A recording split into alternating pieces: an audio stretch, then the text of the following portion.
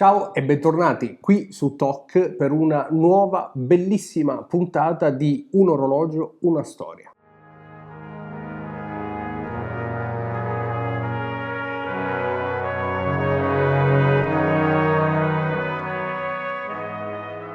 Come ormai saprete, nel nostro format Un orologio, una storia, parliamo e commentiamo della storia del vostro orologio preferito e potete partecipare in prima persona mandando il vostro video con WeTransfer all'indirizzo email alessandro@toccoclock.com, un po' come ha fatto proprio Roberto oggi per raccontarci la storia di un orologio sensazionale, perché è un orologio vintage dalla linea Omega, in particolare l'Omega Ranchero, nato nel 1958.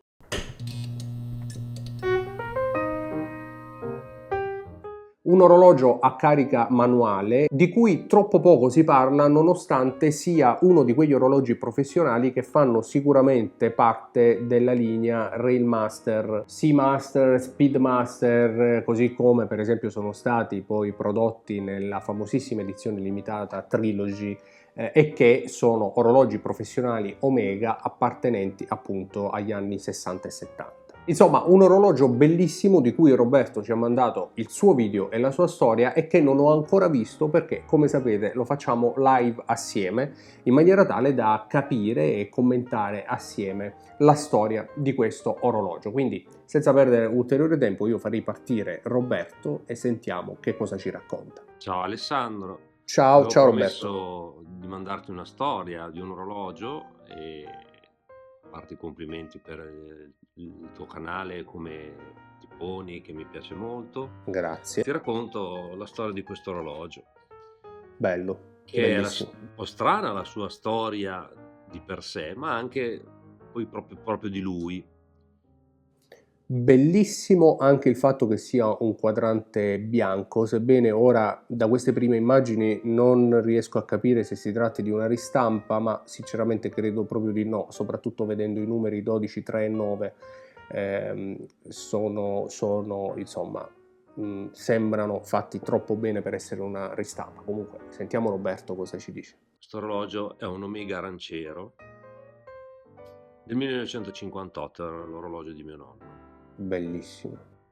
Nel 1957 Omega lancia sul mercato il Seamaster, il Railmaster e lo Speedmaster. Ecco, Tre sì. pezzi da niente, sono tuttora in commercio e ben vitali.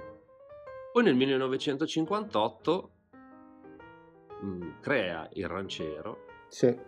come modello più economico di questa linea che aveva lanciato. Ah, ecco anche perché è un orologio di cui poco si parla, o almeno da ciò che ci racconta Roberto, e che naturalmente è sicuramente così. Ha proprio le linee del Railmaster, ma evidentemente voleva accontentare, insomma, altri tipi di tasche. Incontra un buon successo di pubblico, solo che cosa succede? Dopo 2 anni smettono di produrlo, questo orologio incassa il calibro 267 manuale di produzione Omega, è un 36 mm di diametro, quindi per l'epoca anche Grande. abbastanza grande. Smettono di produrlo proprio per il nome, perché il nome Ranchero, in particolare per certi mercati, non piaceva. Di fatto vuol dire coltivatore, allevatore, Sì, contadino forse, e questo fa sì che smettono di produrlo nel 1960, dopo ci 2 anni sta, più, sì. poco più. Pensa un po'. Questo orologio quindi ha questa storia, questo orologio secondo me molto molto bello. Rarissimo quindi. Ormai gli indici al trizio sono totalmente, non producono nessuna luce. Al trizio? Potrebbero anche essere stati a radio, trattandosi di un orologio del 1958. Funziona perfettamente. E la storia particolare, oltre a essere, poveretto, questo orologio si è stato tolto dalla produzione dopo soli 2 anni solo per il nome che gli era stato dato. Ne esiste la versione forse più conosciuta, è quello con le sfere Brodero, ma esiste anche questa con queste questo tipo di sfere. Questo orologio era di mio nonno, e mio nonno è morto nel 1975.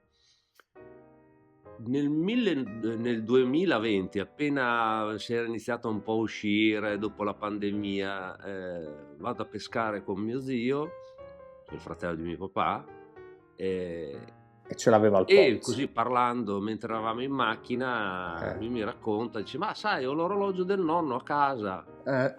45 anni dopo stiamo parlando. Dico, ma mandami una foto. E quando mi manda la foto rimango sbalordito. Portamelo. Dico, lo vengo a prendere immediatamente. Potete vedere le condizioni di questo orologio. La sua fortuna è stata rimanere in un cassetto per 45 anni. Ma è bellissimo. Dal 75 al 2020. L'ho preso, l'ho fatto revisionare completamente da Omega a Bologna. Se lo meritava. Che ha sostituito la molla di carica. Infatti i pezzettini che hanno sostituito, e comunque anche il vetro, dove si può vedere che c'è una piccola crepa sulla destra, era purtroppo da sostituire. E i pezzettini che hanno cambiato sono qui dentro questo sacchettino. Le condizioni adesso sono perfette, cioè per un orologio del 58 è incredibile che sia ancora, che sia in queste condizioni. Solo il quadrante ha qualche piccola fioritura, ma quello è normale. È normale che sia arrivato. Ed è anche il bello di un orologio di questo tipo. Anzi, se non avesse quella piccola, peraltro, fioritura al centro del quadrante, sarebbe un orologio magnifico lo stesso, però secondo me meno saporito invece di quello che è oggi. Tra l'altro revisionato in Omega, utilizzato pochissimo, è un pezzo d'asta questo qua, anche perché realizzato soltanto per 2 anni, storia che non conoscevo. Insomma, un orologio che vorrei immediatamente. In queste condizioni.